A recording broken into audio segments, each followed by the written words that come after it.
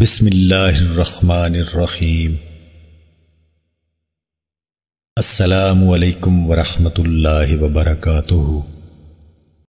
حضرت ابو ہریرہ رضی اللہ تعالیٰ عنہ فرماتے ہیں کہ رسول اللہ صلی اللہ علیہ وآلہ وسلم نے فرمایا، جب بندہ زنا کرتا ہے تو ایمان اس سے نکل جاتا ہے اور اس کے سر پر سائبان کی طرح معلق ہو جاتا ہے، اور پھر جب وہ اس معصیت سے فارغ ہو جاتا ہے تو ایمان اس کی طرف لوٹ آتا ہے۔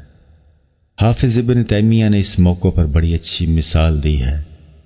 وہ فرماتے ہیں کہ ایک گناہ گار کی مثال ایسی ہے جیسے آنکھیں بند کرنے کے بعد ایک بینا آدمی اپنی آنکھیں بند کرے تو اسے کچھ بھی نظر نہیں آتا، اور اس لحاظ سے یہ بینا اور ایک نابینا دونوں برابر ہو جاتے ہیں، نہ یہ دیکھتا ہے نہ وہ، لیکن فرق یہ ہے کہ نابینا آنکھوں کی روشنی ہی نہیں رکھتا، اور بینا اگرچہ روشنی تو رکھتا ہے مگر غلاف چشم کی وجہ سے وہ روشنی کام نہیں کرتی۔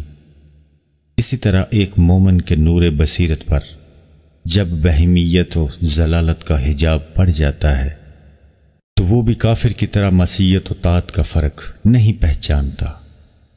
اس لیے یہ کہنا بالکل بجا ہے کہ مومن جس حالت میں زنا کرتا ہے اس کا نور ایمانی بہمیت و معصیت کی تاریکی سے ایسا مدھم پڑ جاتا ہے کہ اسے بھی معصیت کرنے میں کوئی باک نہیں رہتا، اور جب بندہ اس معصیت کے بعد صدق کے دل سے توبہ کر لیتا ہے تو یہ حجاب بہمیت پر چاک ہو جاتا ہے اور نور ایمانی پھر جگمگانے لگتا ہے۔